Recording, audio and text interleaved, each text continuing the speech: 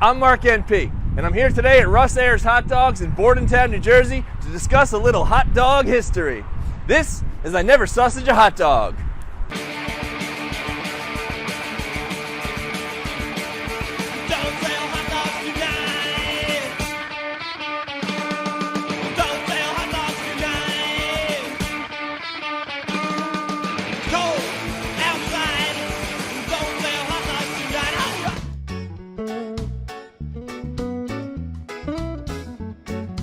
I'm outside Russ Ayres Hot Dogs in Bordentown, New Jersey, originally established in 1942 by its namesake founder, Russ Ayres.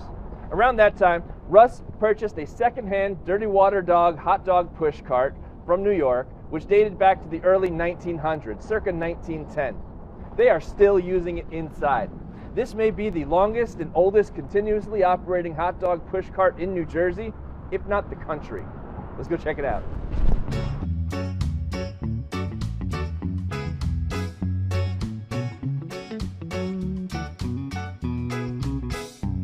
I'm here at Russ Ayres Hot Dogs with owners Chris and Pam Baldassari, and Chris is going to tell us a little bit about the history of Russ Ayres. Russ Ayres started back in the early 40s. I believe it's like around 1942, selling candy and donuts in front of Hamilton High West, and you know he was doing it for about, I'm going to guess 6-7 years out there with the candy and donuts, and then the school he was taking a lot of money from the cafeteria, and finally they chased him out of there.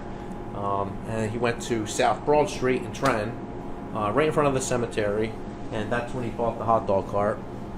That's when he started selling hot dogs. So tell me about how he acquired the hot dog cart.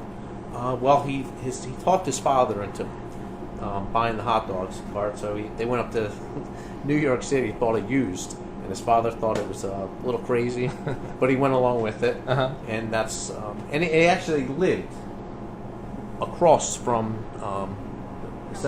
Hamilton West. So one of the tree streets over there.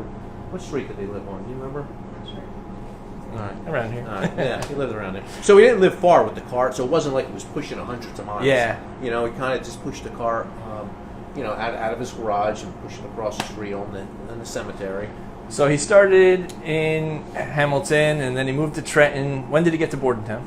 Bordentown, he came to Bordentown, I believe in the late 50s, early 60s. He was doing that on top of the hill down the street.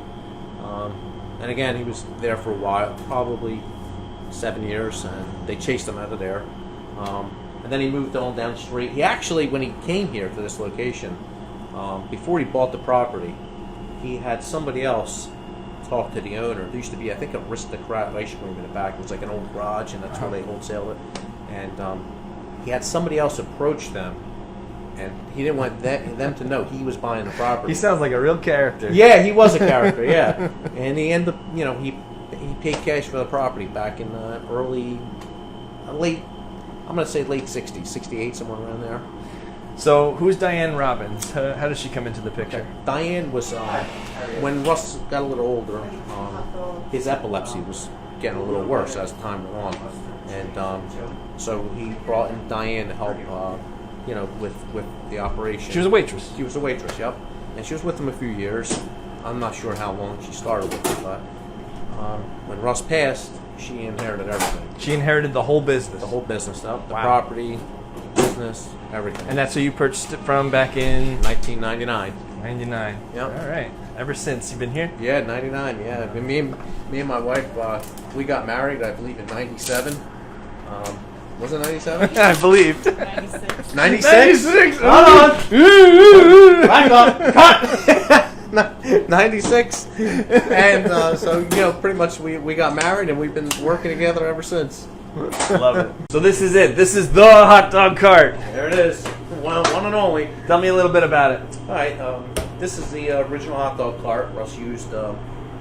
It's actually, from what I hear, it's the oldest working hot dog cart in the country. I don't know if it's a fact, but that's what I hear. It was made between 1900 and 1910, so it is an antique. Russ started pushing this cart in the street in the late 40s. He actually brought it indoors in late 60s, mid 60s, somewhere around there. I'm not sure all the dates. That's why it's in such good condition? Yeah, that's why it's in such good condition. Been inside for a long time. Yes. But I mean, it needs a little maintenance. The hinges wear out. Got different things we got to fix here and there. But the actual cart is all 100% original. Nice paint job. Pam just got done painting the cart, so we got it nice and shiny. What have you got under the hood? Okay, under the hood we got. This is where we keep our rolls. We steam our buns, make them nice and warm for everybody. This side's cooked. We cook our hot dogs here. From here, we move them to this side. This side keeps them hot. What brand of hot dog are you using? We use Hatfield. Hatfield, beef and pork? Beef and pork. 8-1? 8-1. Skinless. That's skinless. Sterling water dogs. Yes, originally he used Siler's. That was the original. That was when he was on top of the hill. As a matter of fact, this is like the mid-60s. You can see the old sign, the Siler's. They were. Come on over here and tell me more about that. Yep. What was he originally using? He used Siler's hot dogs out of Trenton.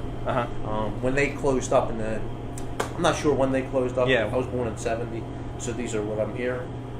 But that's what he used, the Siler hot dogs in Trenton. When they closed up, he switched over to Hatfield. And that's what he's been using ever since. That's what we've been using ever since. Yep. All right. What's going on with this stick here? This is the original mustard stick. You used it to put slap the mustard on the bun. He did it with a little bit of a show, right? A little bit of show, yes. Everything he did, every movement, Russ was by himself. He did pretty much his whole life. He did everything himself. The ordering, the shopping, the books, making hot dogs, serving people. And then as he got a little older, his health went down, with the epilepsy. So he'd be here making hot dogs, moved down, he'd have the seizures. And I hear a lot of stories, him falling in the water, he'd get out, But he'd pop right back up. Start making hot dogs, yep. Wow. Yeah, he had a little sign that says, don't call the ambulance, I'll come too. Because they used to charge him to come out. There used to be a phone booth, and it was like a regular thing. Yeah. So he had a sign up about So it. what if I wanted to have, say, a hot chocolate?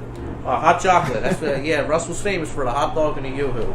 He had his little burner over there, boiling water, and we actually recently found when we were doing some renovations these original tongs. He had the yoo-hoo would sit in the hot water, and then boil it, crack the top, pull them out. And that's what he would serve. Now, I've heard of hot dogs and yoo-hoo. It's kind of a thing. But I have never heard of hot yoo-hoo before. I got to try this. Yes. It's actually really good. At Russ Ayres, they're known for their works dog, which is mustard, relish, and kraut. But every time I come here, I got to go with their chili dog. I'm a big fan of their chili. As soon as I finish eating, I step out back and head on over to Bordentown Creamery, which Pam and Chris also own. They're well known for their homemade ice cream. I can't turn down a chocolate milkshake.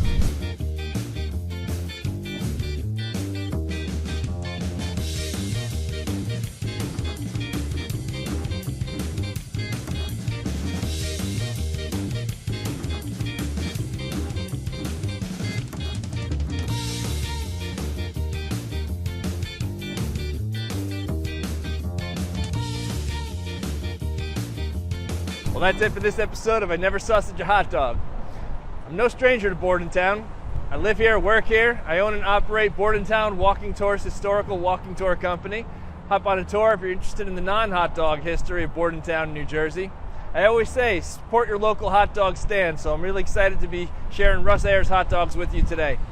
Thanks, and see you next time.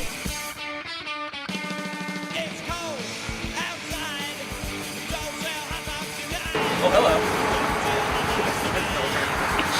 It does work, but I don't think you're going to be able to do it. I'm not going to be able to not laugh.